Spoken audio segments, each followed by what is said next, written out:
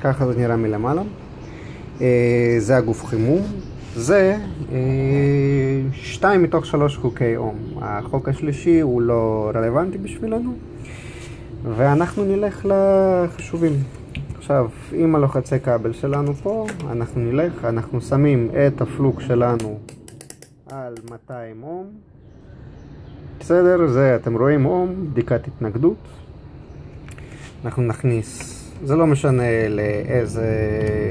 לא משנה הכיוון שאתם מכניסים את הלוחצים, אנחנו רק רוצים לדעת מה בעצם ההתנגדות שלנו. זהו.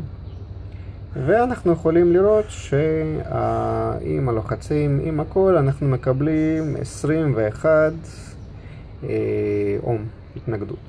ניקח את הנתון הזה, ניקח את הנתון שיש לנו 220 וולט בתוך השקע, או במדידה שלי היום ראיתי 225, אז לפי זה אני אמדוד. ונעשה את החישובים. הזרם של הגוף חימום שלנו הוא לא נתון. בגלל זה אנחנו צריכים בעזרת חישוב פשוט בעצם להוציא את המידע הזה משם. זהו. אז וולט.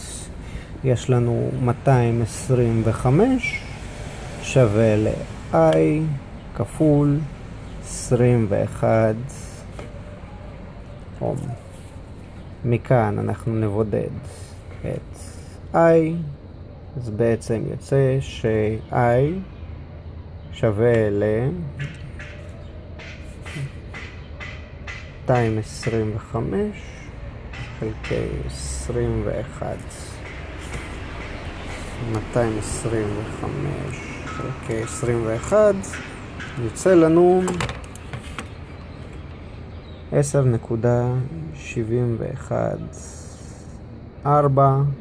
אמפר. אז שוב, כאן עכשיו אנחנו נלך לחישוב של הוואט. 225 כפול 10.714 אמפר שווה בעצם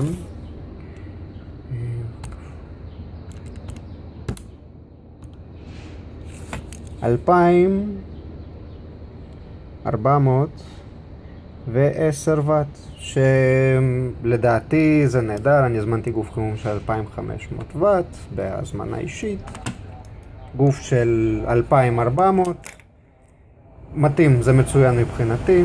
אז מכאן, אחרי שעשיתי את הבדיקות האלה, אני אלך ואני אתקין אותו בתוך הציר.